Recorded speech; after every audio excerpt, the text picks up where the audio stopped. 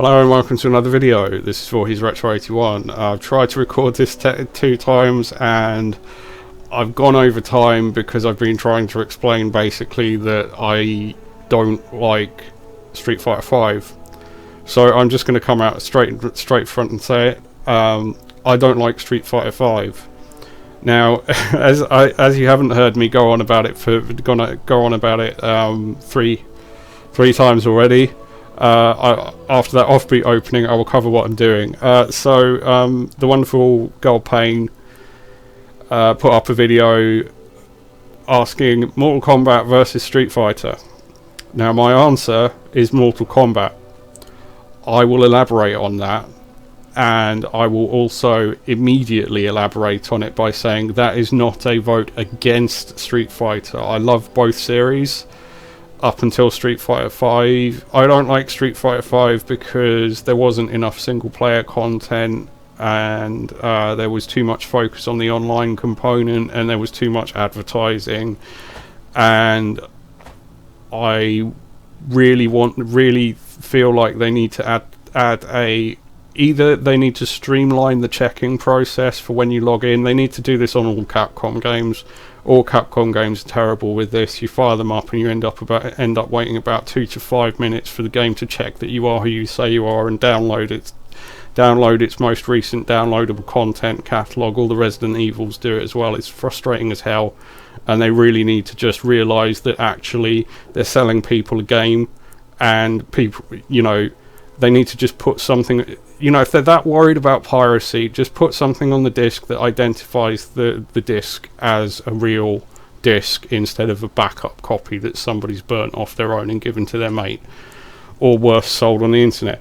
That's my minor Street Fighter 5 and Capcom rant out of the way. I will say Street Fighter 5 in itself is not that bad a game. It just doesn't really have enough content for you to want to do much past beat the very, very short story modes of the characters you like, play a bit of arcade, do a bit of one-on-one versus, and be done with it. But the game itself is fine. But going back to the real meat of the conversation, having got that out of the way, and forgotten to set my blooming stopwatch. So we'll assume that 10 minutes means I've been going for 15 minutes. Mortal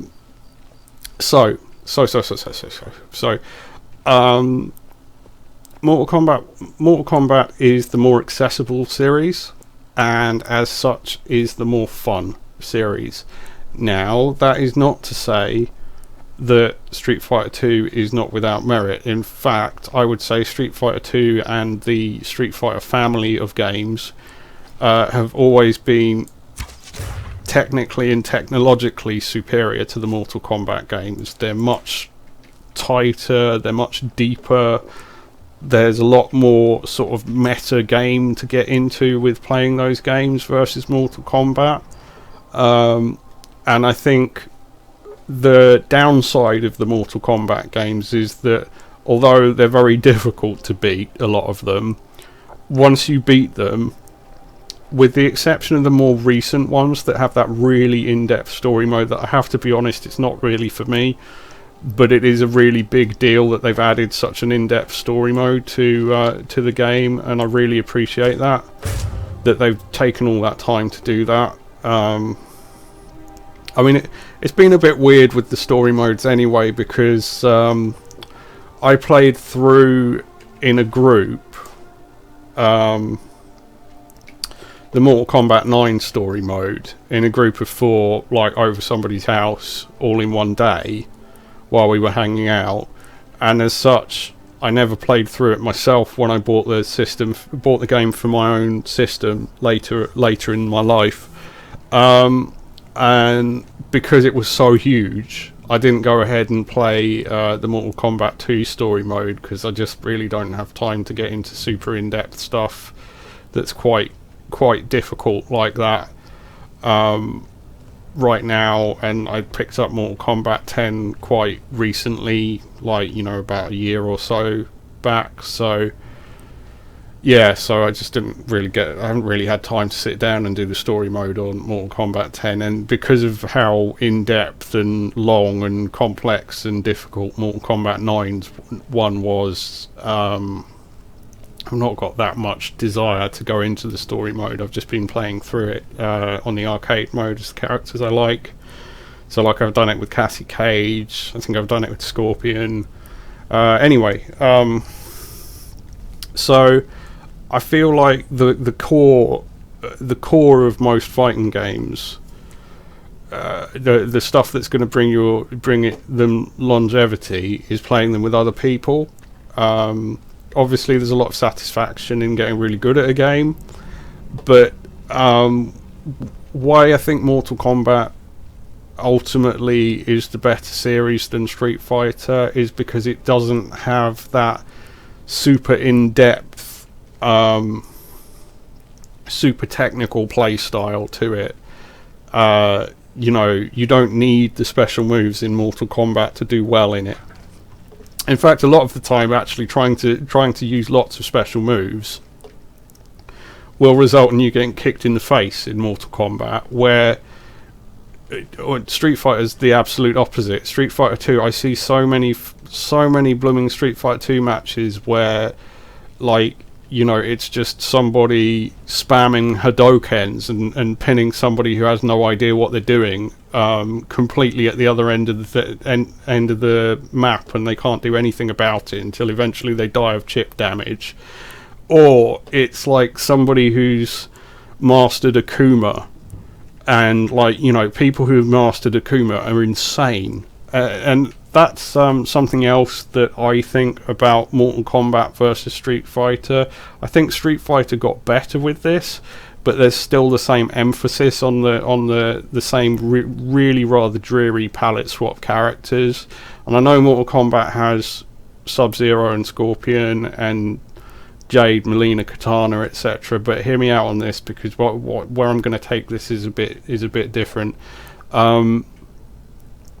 Ryu, Ken, they have fiddled around with his design a little bit, I will openly admit. And one thing I really like about Street Fighter 5, if you know, if we're just like giving Street Fighter 5 its due, paying it its dues, Street Fighter 5 does have a really cool and different looking Ken design, which I really appreciated after years of him just being some guy in, you know, a torn karate gear, like exactly the same as Dan and Ryu and Akuma and Shawn. And also I feel like those characters, as well as being kind of artistically and creatively redundant after the first game, they are given the best movesets every single game. They're given the best movesets, and it's not insurmountable to play against somebody who's playing as them, not at all. But you have to have an awareness of how to play the game. To beat those guys in single player, and to beat them when your mates choose them, and especially Ryu and Akuma.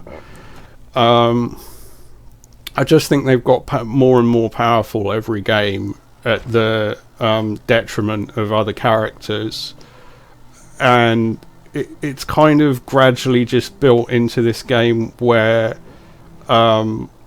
it's a bit of an uphill struggle to play Street Fighter creatively, because you always know that if you choose somebody who's not Ryu, when you encounter Ryu and Ken and Akuma, you're gonna have a slightly imbalanced fight on your hands. So that's a frustration point for me with those games, and where I don't think those are problems with Mortal Kombat is with Mortal Kombat it uses this sort of base, you know, even when it got into the slightly more complicated 3D and the 3D games on the PlayStation 2, GameCube, Xbox kind of era consoles, and then the new ones, which I would say are kind of 2.5D, the new Mortal Kombats.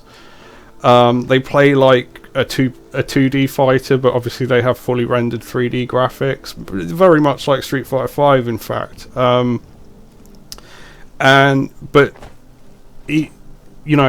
In most Mortal Kombat, there is a core moveset that everybody has, and that kind of evens out the playing field a lot. So there isn't, if you take the bosses out of the equation, because dear God they are OP, and I completely agree with you that they're OP and they are broken, and you want to talk about broken, also have a look at 616 Entertainment's video about Mortal Kombat, which I might go as far about Mortal Kombat 2 specifically, about broken frames and all kinds of things, and hitboxes and the throw glitch and all kinds of randomness and priority problems on Mortal Kombat 2.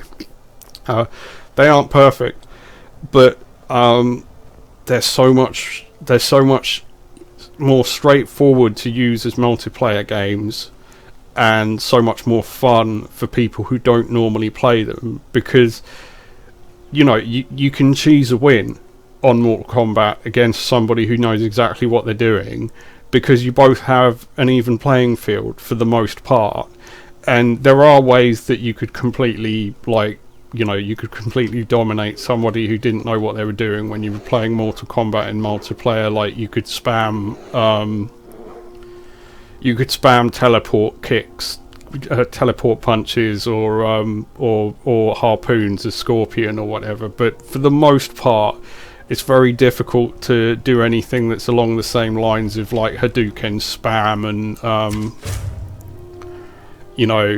basically power playing somebody out of existence on Mortal Kombat in the same way that you can with Street Fighter 2. And I guess that whether that's a plus or a minus will depend on what you want out of a multiplayer fighter, but for me that's a minus, because I want people to enjoy playing the games that I enjoy playing, and me and them to have a good time. It's not about like some competitive nobody can beat me thing. Aside from anything else, if you're having like a pizza party and playing a bunch of games, if you wind up stuck as the guy who's winning all the time, your food's cold, or worse, there isn't any to eat. So that's my conclusion anyway. I think Mortal Kombat wins. Fatality, flawless victory, and peace out.